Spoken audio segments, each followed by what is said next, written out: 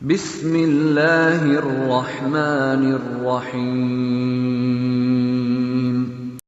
نحمده ونصلي على رسوله الكريم اما بعد فاعوذ بالله من الشيطان الرجيم بسم اللہ الرحمن الرحیم۔ مولانا روم کے والد اور بادشاہ کا واقعہ۔ مولانا روم رحمۃ اللہ علیہ تعالی کے والد اپنے زمانے کے بڑے پایا کے بزرگ تھے۔ ان کی خدمت میں بادشاہ وقت بھی آتا تھا۔ جب بادشاہ وقت نے دیکھا کہ مجلس کا عجیب حال ہے کہ وزیر اعظم بھی وہاں موجود ہے اور دوسرے اور تیسرے نمبر کے وزراء بھی وہاں موجود ہیں اور سلطنت کے بڑے بڑے حکام و سرکردہ لوگ سارے وہاں موجود ہیں، اور دوسری طرف نگاہ اٹھا کر دیکھتے ہیں تو بڑے بڑے تاجر بھی وہاں موجود ہیں، اور تیسری طرف دیکھتے ہیں تو علماء اور صلحاء بھی وہاں بیٹھے ہیں۔ تو بادشاہ کو حیرت ہوئی کہ میرے دربار میں تو یہ لوگ آتے نہیں ہیں، اور ان کے یہاں اس شان اور اتنی قدر کے ساتھ آ کر بیٹھے ہوئے ہیں کہ ہر ایک کی صورت سے سراپا محبت اور عظمت ٹپک رہی ہے، اور ان کی بزرگی سب پر چھائی ہوئی ہے۔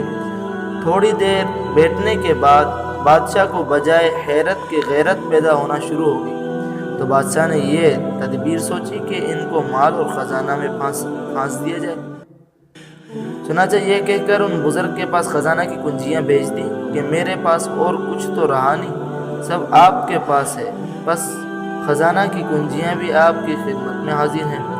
رومی رحمۃ اللہ علیہ کے والد نے کنجیاں یہ کہہ کر واپس کر دیں کہ آج بدھ کا دن ہے اور کل تک مجھے مہلت دیجیے، پرسوں جمعہ ہے، میں جمعہ کی نماز پڑھ کر آپ کا شہر چھوڑ کر چلا جاؤں گا، سب چیزیں آپ کو مبارک ہوں۔ یہ خبر لوگوں کے درمیان اڑ گئی تو وزیروں کی طرف سے استعفیٰ کا سلسلہ شروع ہو گیا۔ ایک وزیر کا استعفیٰ آیا، پھر دوسرے کا آیا، پھر تیسرے کا آیا کہ جب حضرت یہاں سے جا رہے ہیں تو ہم بھی جا رہے ہیں۔ شہر کے جو بڑے معزز باوقار لوگ تھے وہ بھی چلے جانے کے لیے تیار ہو گئے۔ جب بادشاہ نے یہ منظر دیکھا تو کہنے لگا کہ اگر یہ سب چلے جائیں گے تو شہر کی جان اور شہر کی روح نکل جائے گی، اور شہر کی جنتی رونق ہے سب ختم ہو جائے گی۔ اس لیے خود حاضر ہو کر مولانا رومی رحمۃ اللہ علیہ کے والد سے معافی مانگی کہ مجھ سے گستاخی ہو گئی ہے، میں معافی چاہتا ہوں، آپ یہاں سے تشریف نہ لے جائیں۔ یہ سب اس لیے ہوا کہ مولانا روم رحمۃ اللہ علیہ کے والد محترم نے ہر چیز کو حضور صلی اللہ علیہ وسلم کی محبت کے مقابلے میں قربان کر دیا تھا۔ اس کے نتیجے میں اللہ نے ہر چیز